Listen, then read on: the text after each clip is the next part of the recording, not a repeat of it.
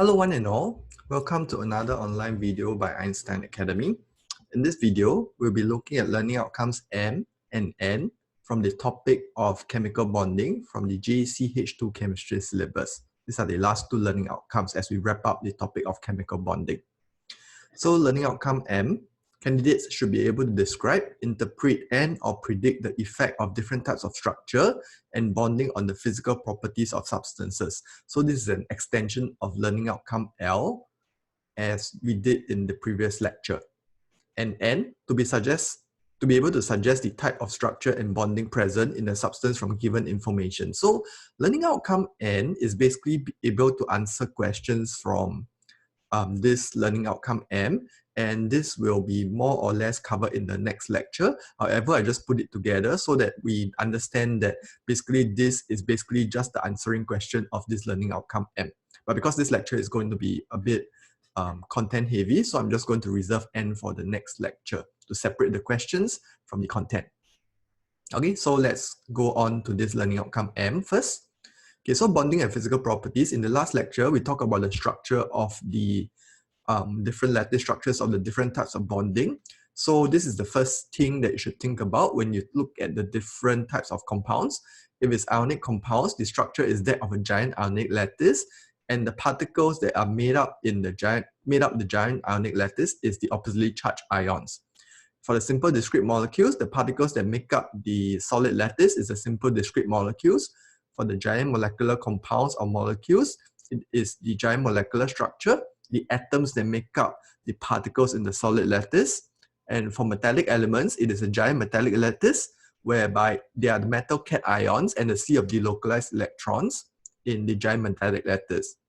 And I also mentioned in the previous lecture, it is very important to hold an impression, hold a view of what are the forces that hold the particles together.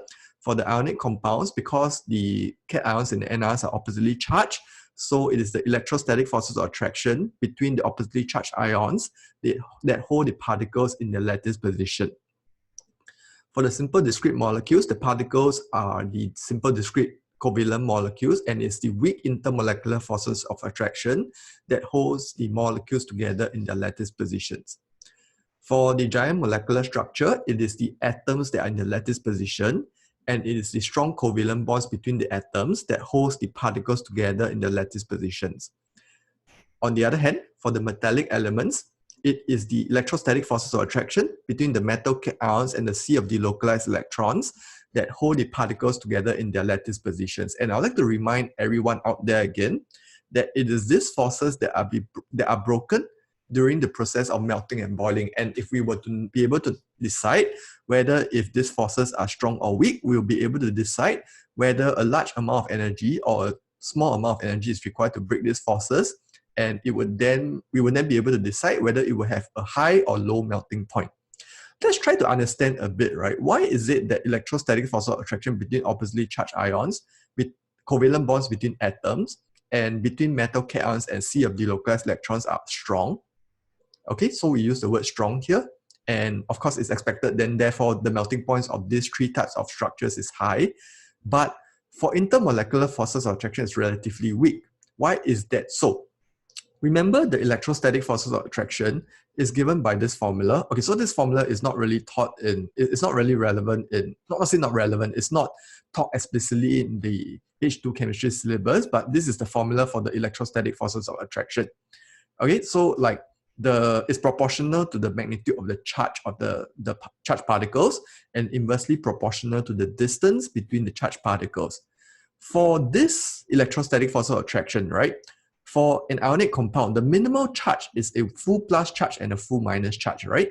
Because like the smallest type, the lowest magnitude of the charges in ionic compound is 1 plus charge and 1 minus charge. An example of that is NaCl. There is no smaller charges than that in ionic compounds. For covalent bonds, right, for an example, let's say it's Cl and Cl, the covalent bond is defined to be the electrostatic forces of attraction between the nucleus, which is made up of the protons, which is a full plus charge, and the shared pair of electrons, which is a full minus charge. So again, it is like the order of the magnitude of the charges is on the order of full minuses and full pluses charge.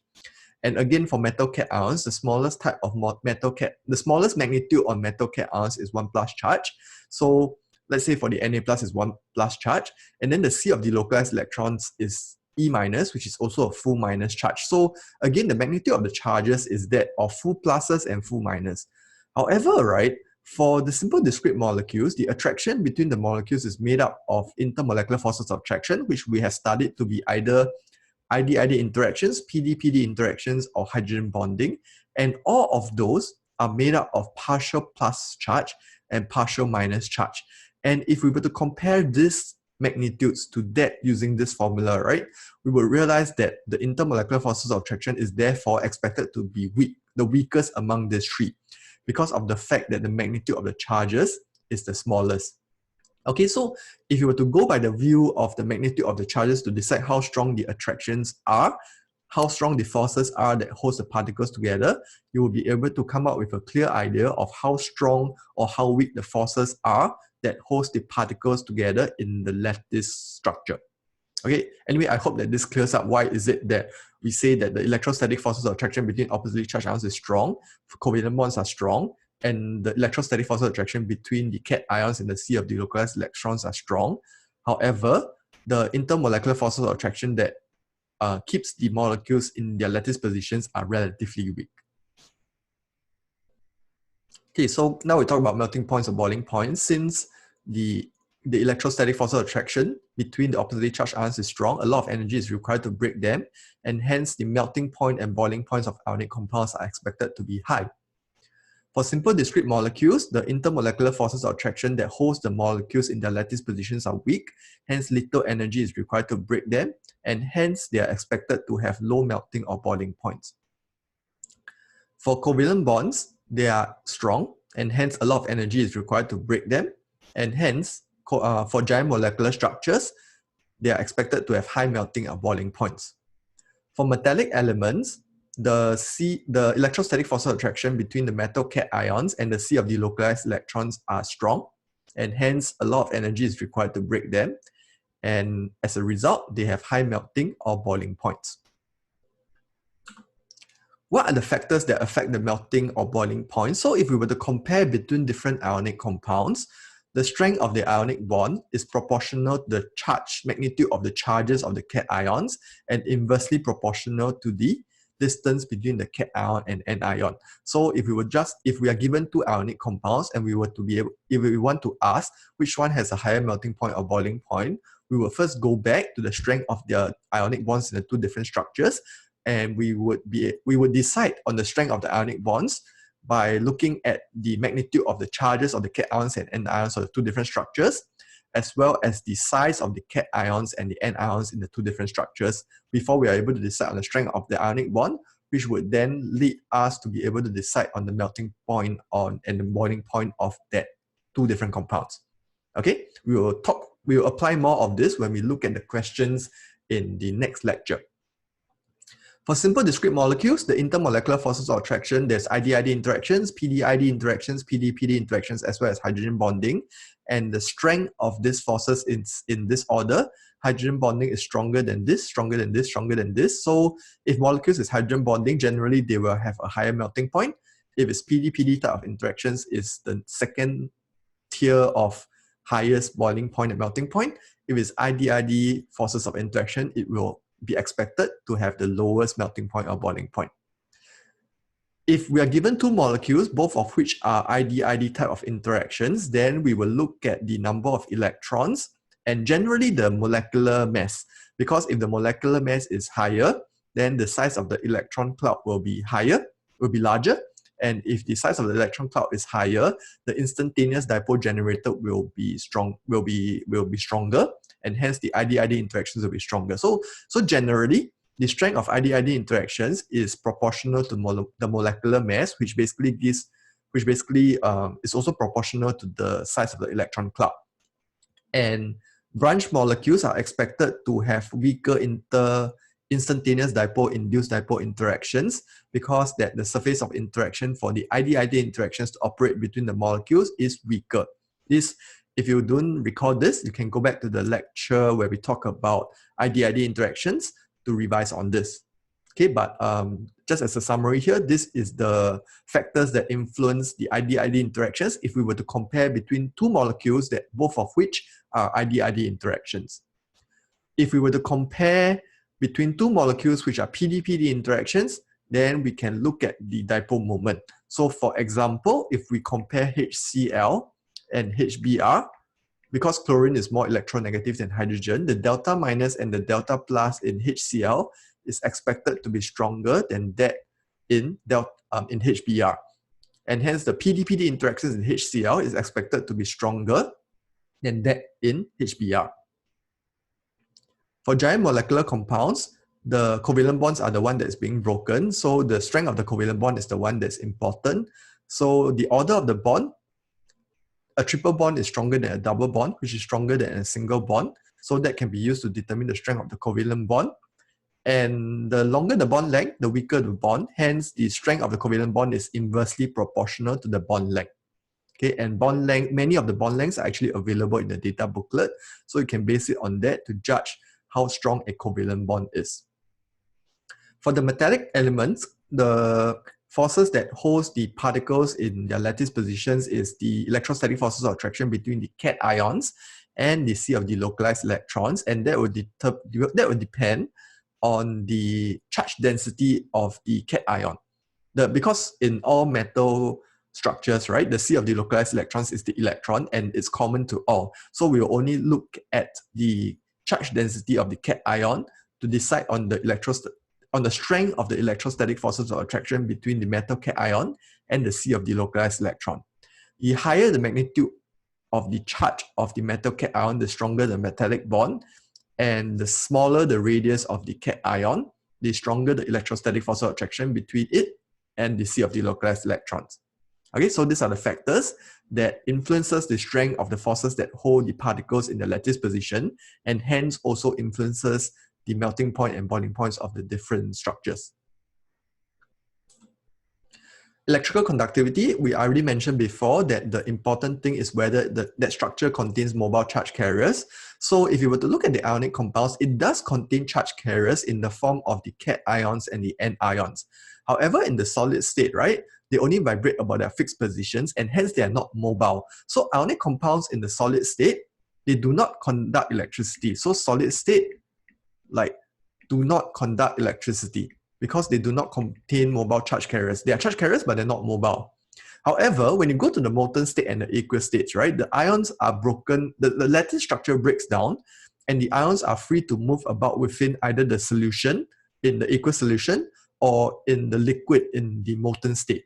And hence, since they're now free to move about, they are mobile, and the ions are also charged, and they are mobile charge carriers, and hence they will be able to conduct electricity in the molten and aqueous states for the ionic compounds. For simple discrete molecules, there are just simply no charged particles, and hence, if there are no charged particles, it does not satisfy the criteria that it has mobile charge carriers, and hence, for simple discrete molecules, it does not conduct electricity in any states. For giant molecular compounds, generally there are no mobile charge carriers. However, an exception is graphite, because as we have studied in the structure of graphite, each carbon is bonded to 3 other carbon atoms in a trigonoplanar arrangement, and the last electron is delocalized within the entire plane of each graphite sheet. And hence, graphite actually contains mobile charge carriers, and it is the exception of a giant molecular compound that conducts electricity. For metallic elements, there's a sea of delocalized electrons. The delocalized electrons are mobile and they are charge carriers, and hence they are mobile charge carriers. And for metals, they are able to conduct electricity in all states. For physical strength, ionic compounds are hard because of the presence of the strong electrostatic forces of attraction between the oppositely charged ions. However, they are also brittle. The reason for brittleness is this: if you take a knife and you cut along certain planes, right, you will actually sheath the ions, and the oppositely charged ions will actually come to face each other, and the strong repulsion will then take the structure apart. So they are actually brittle, and they are easy to cut when you apply a force along a certain plane, which will bring the oppositely charged ions face to face, and the repulsion will just cause the structure to come apart. Simple discrete molecules are soft because the intermolecular forces of attraction between the particles are weak, so they can be separated easily. The molecules can be separated easily. For giant molecular structure, the covalent bonds between the atoms are strong, and hence the structure is hard, with the exception of graphite, because between the layers is only the weak intermolecular forces of attraction that holds the layers together. For the metallic elements, they are malleable and ductile because when you try to bend and reshape the metal, right, the mobile delocalized electrons can slide over one another without breaking the metallic bonds. So the metallic bonds will still be intact when you reshape the metal, and hence the lattice structure will be kept intact instead of being able to break.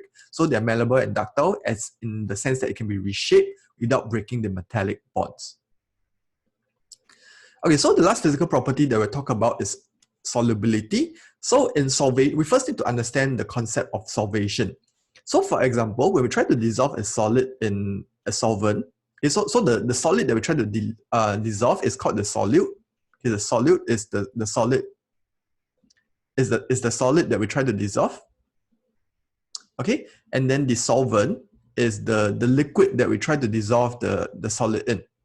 Okay, so for example, in this case, let's say we try to dissolve an ionic compound in water. So water is the solvent, the solute is the ionic compound. Before we dissolve it, right, the solute is interacting on its own. And there will be interactions between the solid particles and the solute particles. And before we dissolve it, the water molecules are interacting on its own. The water molecules are interacting among themselves, among different water molecules. However, when we dissolve something, right, what we want to do is that we want the solvent to interact with the solute. Okay, so basically, right, in order to dissolve something, we first need to break apart the solute. We need to break the interactions between the solute, and we also need to break the interactions between the water molecules.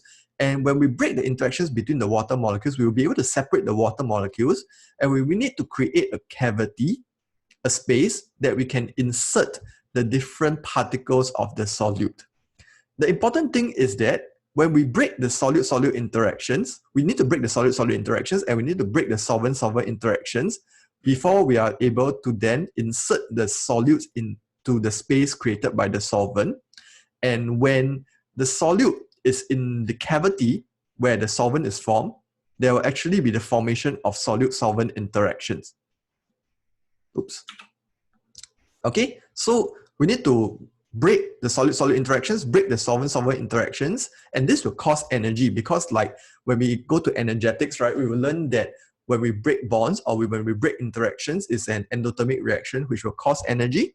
However, some energy will be recovered when the solvent interacts with the solute, because like when the solvent interacts with the solute, there will be attraction between the solvent and the solute, and this will actually give off energy because it's like a bond forming process or an interaction forming process. So the question to whether a solute is able to dissolve in a solvent, the key is whether when you form the interactions of the solute-solvent interactions, the energy released, is it enough to compensate for the energy that is used to break the solute-solute interactions as well as the solvent interactions? If the energy release is actually greater and able to compensate for the energy that you used to break the solute-solute interactions as well as the solvent-solvent interactions, then that solute will be soluble in the solvent. If it's not able to compensate, then too bad, the solute shouldn't be able to dissolve in the solvent. Okay? So as I've mentioned, if the total solute-solvent interactions is stronger or about the same magnitude as the total solute and solvent-solvent interactions, then the solute will be soluble, vice versa. If the solute-solvent interactions are weaker, then it will not be soluble. Okay, so the question is, how can we decide whether the solute-solvent interactions is strong enough to overcome the solute-solute and the solvent-solvent interactions? So the idea is this. What you do is you look at the solute in types of interactions. What type of interactions is this? Is this like PD? Is this ID? Is this like hydrogen bond? Okay, or is it like ionic bonds?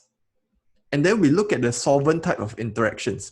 Okay, whether like the solvent types of interactions between the solvent interactions, is it PD interactions? Is it ID interactions? Is it hydrogen bond? Or is it ionic bond, so on and so forth? If the type of interactions between if the type of interactions of solute and solvent is the same, then it would imply that the interactions between the solute and solvent will be favorable, and they will release enough energy to be able to compensate for the solute-solute interactions and the solvent-solvent interactions that we break before we're able to dissolve it. Okay, so I repeat again, you look at the types of solute interactions and you look at the type of solvent interactions among themselves. Among solute-solute interactions and solvent-solvent interactions, what type of interactions are they? If it's the same, generally it will be soluble. If it's different, too bad it will not be soluble.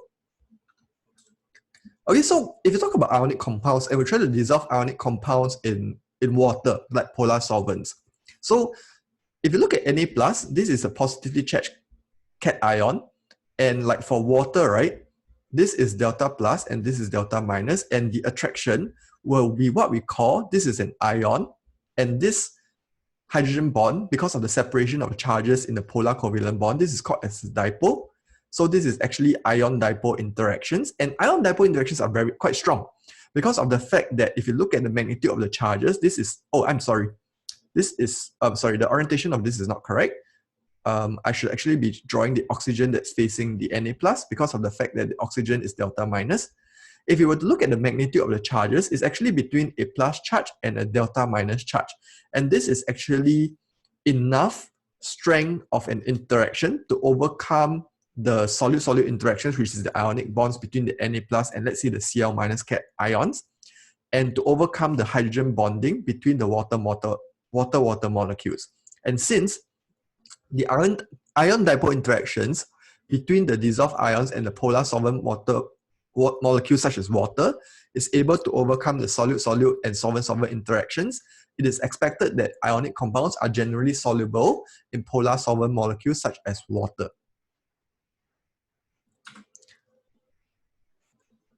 However, if you were trying to dissolve an ionic compound in a non-polar solvent, then the non-polar solvent does not really contain a very big delta plus and delta minus, and as such, the ion-induced dipole interactions between the dissolved ions and the non-polar solvent, which does not contain such a big delta plus and delta minus, will not be able to overcome the solute-solute and solvent-solvent interactions, and hence, ionic compounds are generally insoluble in non-polar solvent molecules. So again, I emphasize, what you should emphasize on is the type of interactions between the solute and the solvent. If it's like large magnitude or the same type, then it will be soluble because the interactions will be favorable and it will be able to compensate for the breaking of the solute-solute and the solvent-solvent interactions. For simple discrete molecules, the simple discrete molecules the forces of attraction that operate between the simple discrete molecules are intermolecular forces of attraction. So between non-polar solute and solvent molecules, they will be able to overcome the solute-solute and solvent-solvent interactions.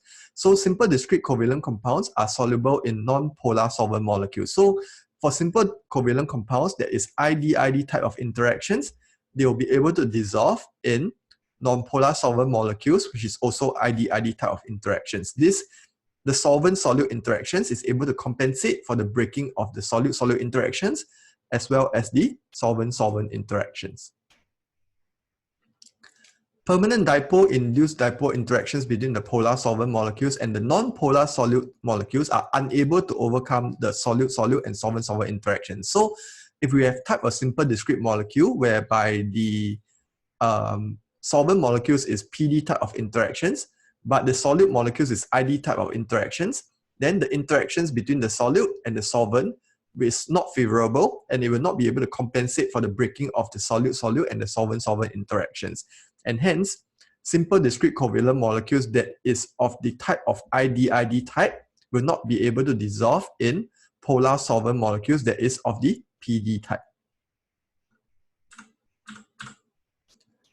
For giant molecular compounds, interactions between the solvent molecules and the solute atoms of molecules of the giant molecular structure is not able to overcome the strong covalent bonds in the giant molecular structure. The covalent bonds in the giant molecular structure is simply too strong for it to break down from the lattice structure, and hence, generally, giant molecular compounds are insoluble in any solvent molecules. The covalent bonds are simply too strong and cannot cannot break down from their lattice structure.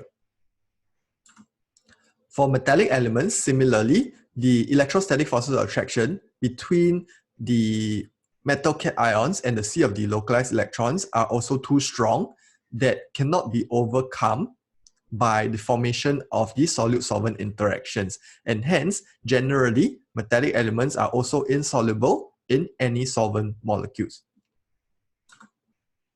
Okay, so with this lecture, I hope now you understand to be able to describe, interpret, and or predict the effect of different types of structure and bonding on the physical properties of substances.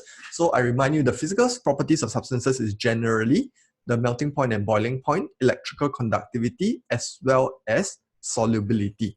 Okay, so these are the three physical properties that you need to be able to deduce from the different types of structures. And as I've mentioned, in the next lecture, we will look at a few past year A-level questions that specifically test on this learning outcome.